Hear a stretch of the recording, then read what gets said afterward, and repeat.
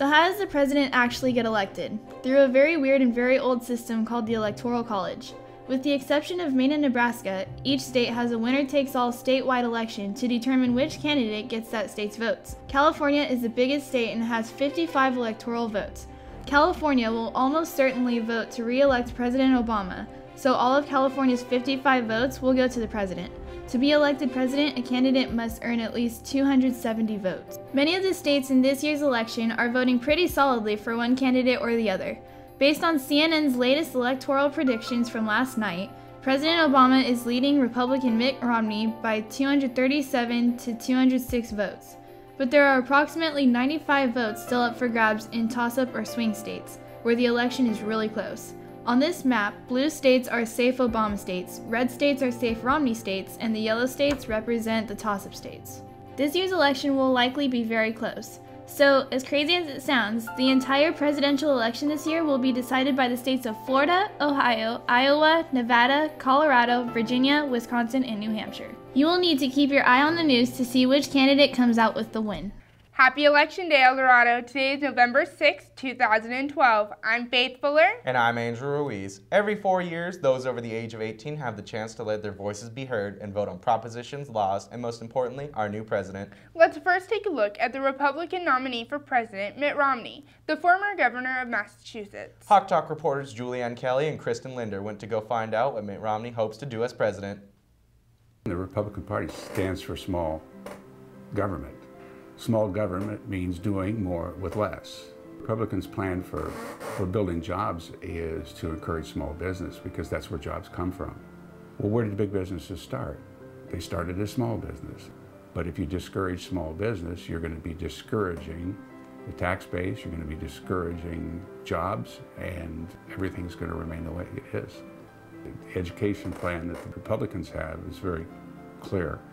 And that is to continue to fund education both from a primary and secondary level, but also from a collegiate level. And that is to provide the funds necessary to provide the highest level of education to our students. Democrats believe continue to spend, continue to tax. And that's not what the Republicans stand for. By integrating smaller government and by cutting the top-heavy government levels, then you're going to cut taxes and you're going to cut the spending, which means reduce the deficit. Well, it's the Republican platform's form is to free ourselves of foreign oil and free ourselves of foreign energy sources as much as possible. We have some of the largest reserves under our own feet right here. Thank you, Julianne and Kristen. The Democratic nominee is the current President Barack Obama. We sent reporter Josh Klee out to find out what your opinions are of Mr. Obama. The Democratic Party believes that the federal government has an important role to play in shaping the lives of the people, building infrastructure, regulating, and helping to grow businesses. President Obama and the Democratic Party listed some of their accomplishments over the past 4 years. Ending the war in Iraq and putting a plan in place to end the war in Afghanistan, a focus on bringing down Al-Qaeda and bringing Osama bin Laden to justice, guaranteeing equal pay for women, reigning an equal Wall Street to prevent future financial crisis, historically reforming healthcare and expanding healthcare to include many who were not previously covered, and an economic recovery program that has enabled the private sector to create nearly 3 million new jobs during 21 straight months. In the field of education, the President's signature program is called the Race to the Top. This $4.35 billion program provides money to those states that have created innovative plans to improve teacher quality and student achievement. On the economy, there was a large stimulus plan that temporarily helped boost the economy, and unemployment rate has dropped from 9.1% to 7.8%. To answer criticism that the economy is recovering too slowly, Democrats and the President argue that it is just getting started and will need years to fully kick in.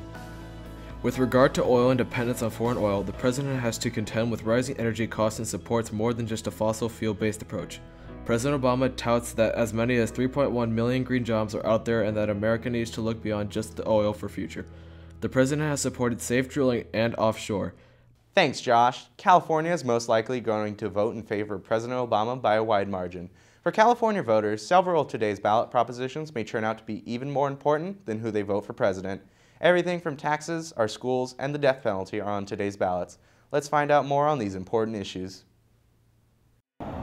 Today is the day not to just vote for our president, but to elect our California proclamation. My understanding of both Propositions 30 and 38, they have a common goal in trying to fund education.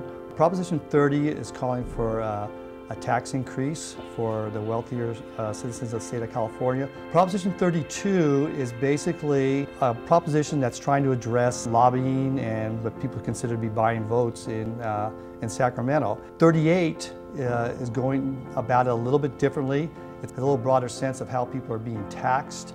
It does tax everybody in terms of their personal income tax, along with the sales tax increase. Some people feel that this is necessary because too many votes are being bought and there's too much lobbying going on. However, there's some skepticism about that because some of the supporters and writers of the bill are people that have been exempted from it. So there's a little bit of lack of clarity about how the impact of that will really, who it will affect and how it will affect the voting process. Thanks, guys. To some, they think that their vote might not matter, or one person just cannot make a difference. Well, in fact, your vote does matter, and you can make a difference. Here's Angel to explain why the American privilege does matter. We're here with Mr. Baku to ask him, why do you think 18-year-olds voting has a big impact on our future? It allows our country to basically get a vantage point from a younger generation. As soon as 18-year-olds start the practice of voting, it trains them for the future, right? If we want people to make a difference in the long run, they need to start practicing the skill now. So I think it's important that 18-year-olds get out and get in the habit of voting so that when they're older, it's an ingrained practice. A lot of people are going to make decisions for you this election, and it's important that your voice be heard because honestly, you guys are the voice of the future. Your vote is your voice, and if you want to make a difference in the future, if you want your voice heard, then you need to vote. To make a difference in the world. I couldn't wait until I was allowed to vote, and I know there's a lot of people who think that my one vote doesn't make a difference, but you need to be the change that you want to see, not to sound cliche, but it really does make a difference. It's very important that you go out to vote. We call it rocking the vote. You want to go out and make a difference in the election to elect the candidate of your choice. A lot of times people that are 18 years or a little bit older than that don't get out and vote because they feel like their voice won't be heard, but it's really the only way for you to represent your generation. This brings us to the end of the first ever Election Day episode. I'm Faith Fuller. And I'm Angel Ruiz. If you can vote today, be informed to go do it. If you can't vote yet, let others know how you feel about these important issues. Gay Straight Alliance. There is a meeting at lunch Wednesday in a theater. Creative Writing Club. Come to the meeting Thursday at lunch in room 202. Chess Club. Our next meeting is Thursday at lunch in room 303. Reptile and Exotic Animal Club. The first meeting will be Wednesday in room 705. UNICEF meeting. There is a UNICEF meeting today. There will be a counselor in-app break and lunch on Mondays, Wednesdays, and Fridays to help all students with any counseling needs. Friends and siblings pictures will be taken in room 905 during lunch.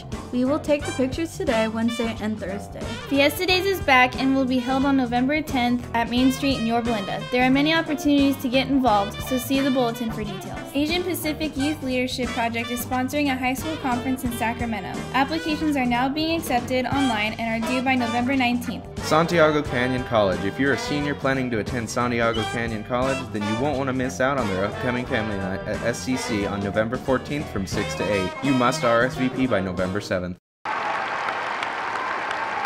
That's why I put out a 5-point plan that gets America 12 million new jobs. I believe that the free enterprise system is the greatest engine of prosperity the world's ever known.